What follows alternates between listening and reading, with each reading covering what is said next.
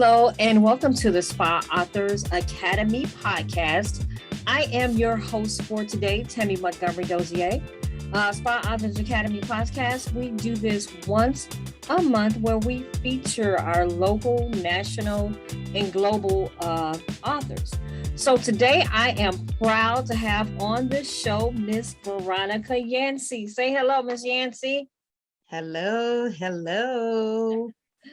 How are you doing today? I am doing well. I am good. Good. So what we like to do, we like to focus on Veronica is a member of SPAA. So I want Veronica to go ahead and tell us something about herself. She can add the SPAA information in there, but we want to know, who is Veronica Yancy? Oh, Lord, let's see. First and foremost, I am a child of God. I am Veronica Yancy. I am an author. I'm an actress. I am an owner of Creative Creations by Veronica, which is an event planning company that specializes in all of your party needs. With that being said, I am also a caregiver to my mom. That's the main thing of who I am. I'm a sister, I'm an aunt, I'm a friend. I'm just me trying to make it through this society one day at a time. Well, thank you, ma'am. Beautiful. And you still have a smile on your face through everything that you're going through. And so a part of one thing about SPAA is we have a collaboration that we do every year. And we have various authors. I think this is by far one of the best ones. When I, went through the book, it is phenomenal. So, Ms. Yancy, tell us the part about, what did you write about? Tell us the part of your book. What did you write?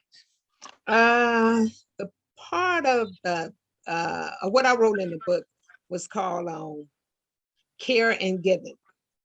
I'm a caregiver. Now what? Meaning, you're a caregiver. Now what are you going to do? Okay, it wasn't by choice that I wanted to do this. It happened. It was presented on my plate. So I did what I hope most people would do, was step up to the plate and do what's needed to be done. And that's care for your loved one. And I must say, that is what I'm doing. I'm caring for my mom 24/7. I know before that she had been sick, and I know, you have been working your job and things would happen off and on. So this last time with what happened to her, did it kind of like throw you for a loop? That you would be at home caregiver. I know you thought eventually it would happen. Oh yeah, I definitely thought eventually. I was looking at 2 years down the line. Yeah. But when it happened, which was last year of August, we made a year. Thank you, Lord. Yes. And we all go through this, we all plan that we know we have to take care of our loved ones, whether it be your mom, your dad, your spouse, or whoever it may be. But I planned for maybe 2 years down the line. However, God said, no, it's happening now. She had the stroke in August. From August to maybe December, I was at home back and forth while she was in the hospital, visiting her and tending to her while she was in the hospital in rehab. Like I said, it just happened. I wasn't financially prepared. No. Did I have some money? Yes. But again, I didn't have that retirement next egg that you all want, Right. when we all retire. Right.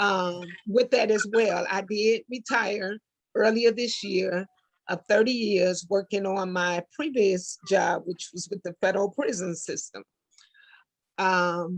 It's funny that you asked this, because I kind of was hesitant. I was thinking like, okay, what am I going to do? I'm not financially ready.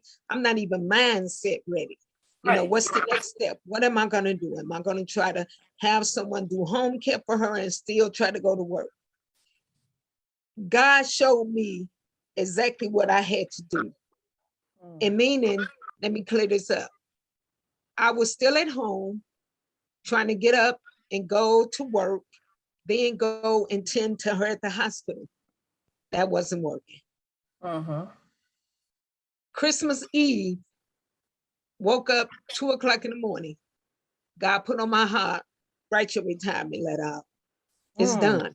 You care for inmates for 30 years. I need you to care for your mom the rest of the Wow. years. So that's how becoming a home care, now what you're gonna do, that's how this all came about.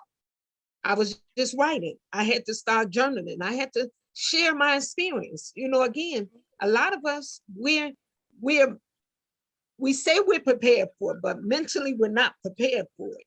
So when it happened, I was like, okay, you're giving lemons, make some lemonade, baby. Start writing. I saw a part in your book when you were saying that people always say they know what you're going through. You like, do they really? Oh, do they let me really share know? that. And I had to put that in there because I just want to be clear to people. I don't want a lot of people to feel offended by it, but I also want a lot of people to stop saying that, because you are offending that individual.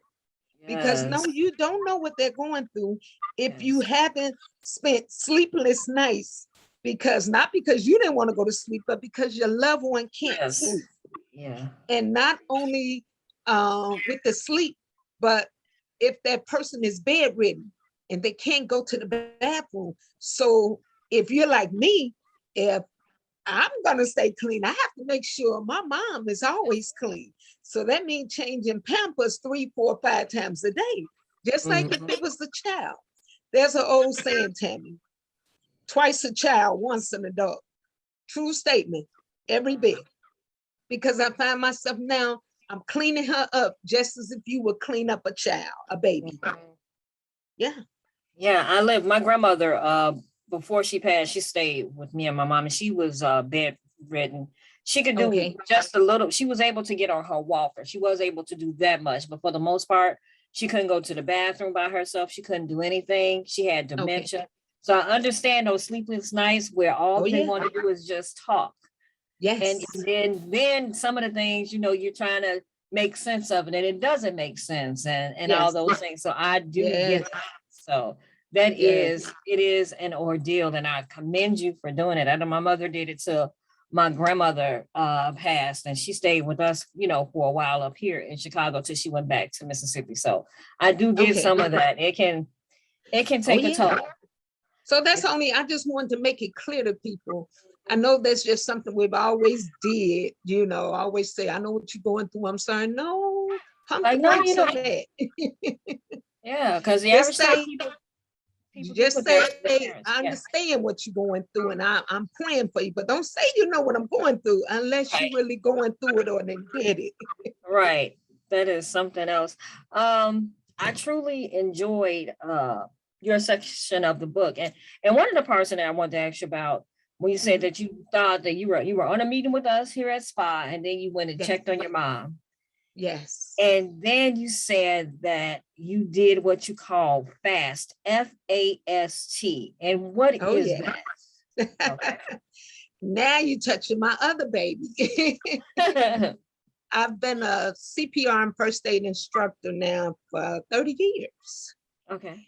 And when my mom had the stroke, like you say, we were actually rehearsing for a production. Mhm. And I happened to call upstairs because we're in a 2-level house. And I was on one unit, she was on the other. And I happened to call her, and I noticed that her voice was mumbling. I'm saying, that don't sound right. So I kept talking with her, and then my cousin was here with her, and she told me, your mom not responding right. She's not doing right. So that's when I ended with you guys and came up here to see her. Now, FAST stands for, well, we call it FAST, which is FAST. It stands for face, arm, speech, and time. That's something that you deal with whenever a person is having a stroke. Those are the things that you look for. Face, to see if there's drooping in the face. See if they can reach their arms up. If one arm is higher than the other, those are some signs to look for. Speech, again, with the slurred speech, the mumbling and all that, you look for that. And time is important. if you can get the victim, if they're having a stroke, to the hospital within the 3 hours, they can reverse those symptoms of a stroke. We're not saying that you still won't have some, but it won't be as bad as it was. The stroke that my mom had actually was in a category where it was supposed to have taken her out of here. But with my fast thinking of being a CPR instructor, I knew exactly what to do to help reduce that. Oh, that's So I thank beautiful. God for That's a that. blessing. Yes. Yes. Yes, that is a blessing. Yes, What- they actually said the one she had was close to the massive stroke. And if you ever heard people talk about a massive stroke, that may take you out instantly because they wasted so much time. They didn't know to get the victim to the hospital at that time. okay. That Yeah. is a good thing to know, because I bet you majority of the people really don't even know that. Oh That yeah, just remember most of fast. fast. All right. Speech, and time. Thank you. So I know your mom is real feisty or whatever. You had me laughing at some of the parts in the book. I guess Oh when you were yeah. all at the hospital, when she finally got to back to being herself, that she was truly, her feisty self. Because that's what your mom is, truly Oh yeah. feisty. Yeah. So I know that my that mom. made you right, extremely, extremely happy. What advice when other people are faced with this? Because not everybody can do what you're doing. Oh, What exactly. advice do you have for people if they're faced with this? What should they think about? If their parents, when it's time for caregiving, what should they think about before, like you stayed at home with your mom, that was more important versus somebody putting their family, in a facility. So what is something Yes. that you advise you would give to someone? And it's funny you mentioned that because a couple of my girlfriends, again, like I said, we all plan for it down the road. Right. But when it happens, you have to think, okay, what am I going to do? I actually got a call from a girlfriend of mine who came up with this, I guess you want to say a proposition. She asked me, what should she do? My exact words to her, I can't tell you exactly what to do because that's your mom. But what I did for my mom, there was no second guessing. Yes, in the hospital, I think that's what they target to do, is to try to put your loved ones in a long-term facility care. And I knew my mom wasn't with that. So I didn't have to ask her, what do you want to do? When the nurses kept coming to me and saying, oh, you're young, you still have your life ahead, you're working your job, you're running your business, you're doing this, you're doing that, I had to stop them and tell them, my mom didn't abort me. So now's the time not for me to abort her. Right. Yes, it's going to be challenging. Yes, it's going to be things that's going to make you think, why did I do this? But you're going to get past that. Yeah. If I can say, Tammy, again, when I mentioned in the book, the financial situation, I didn't think, meaning the financial thing, I didn't think of long-term financial goal.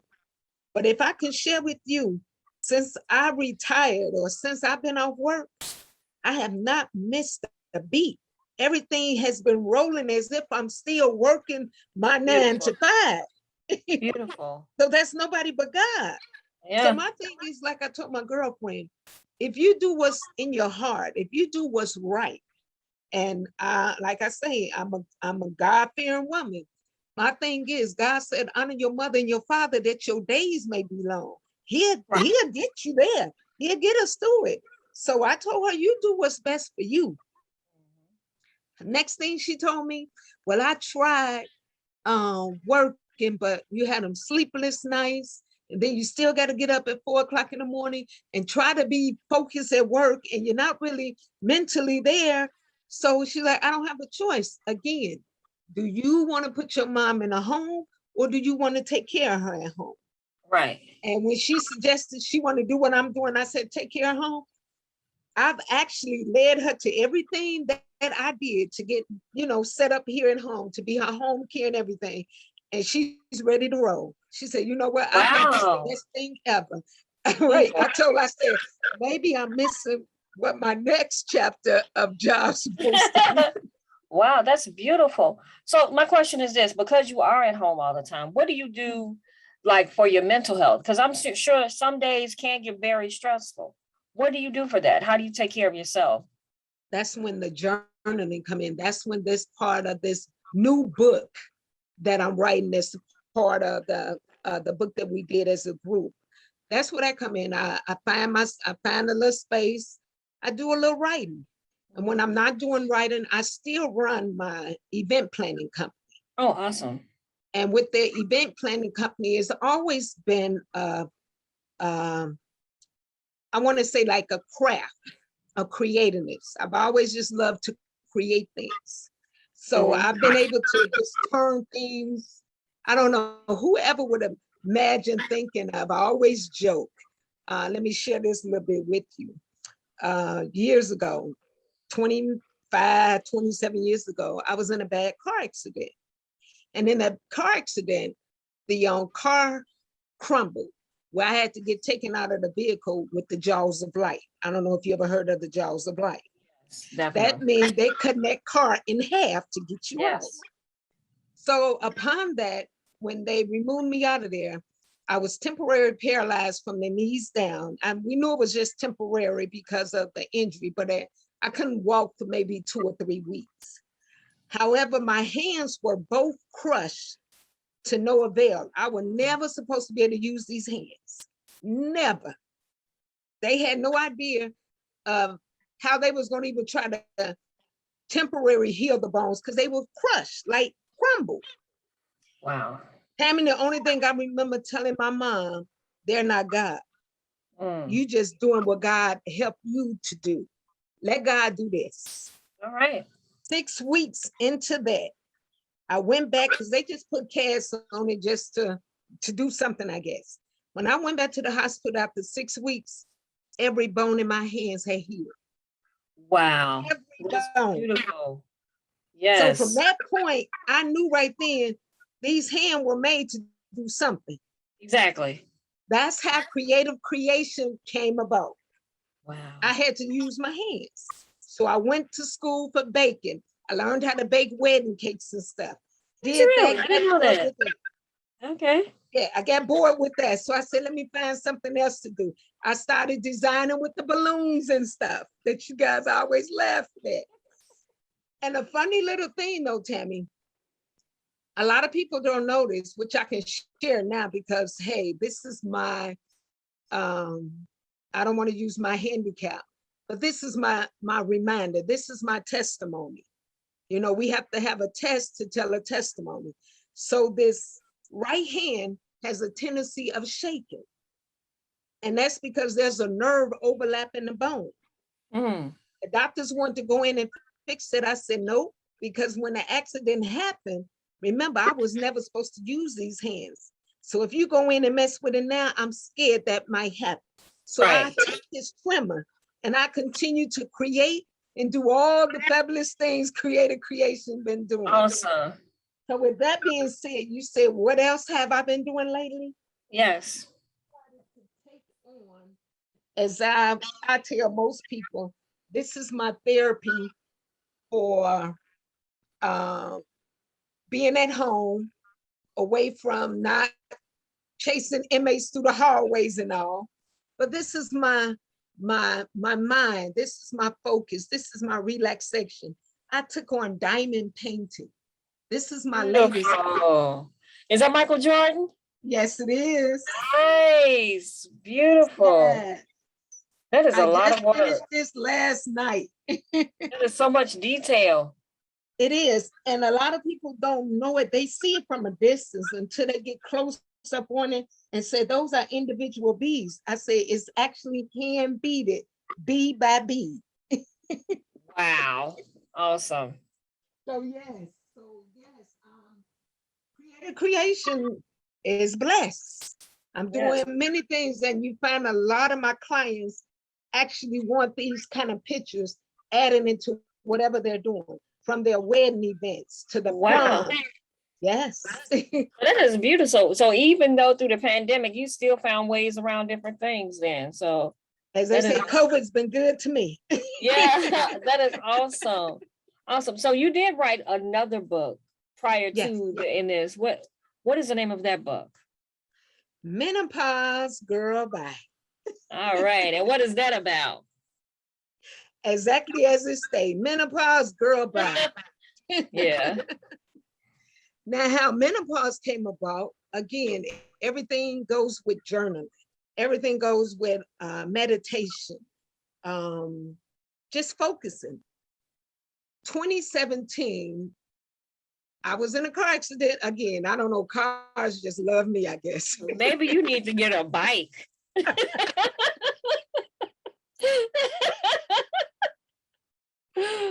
However, the first one might have been my fault, but this other one Right. definitely It wasn't. wasn't. I remember that one. That one was scary because you were on the expressway when that one I happened, was on right? the expressway, stopped in traffic, Yeah. and get rear-ended bad from the back.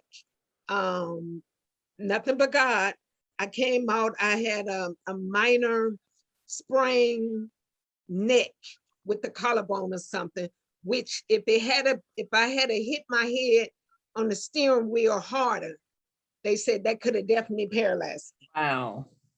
So it was just, like I said, it was small, but it was still enough to send me through therapy and all that to handle that. Mhm. However, that car accident brought down menopause. Wow. As they say, it shook it up. It shook up menopause. So from 2017 to 2018, I was going through different changes, different body experiences. Had no idea what it was all about. So I started jotting things down so I knew when I went to the doctor, I could bring this to her attention. Funny to say, when I started bringing this to her, she was like, I don't know. I'm not sure. You're my Really? doctor. I'm relying on you. Right.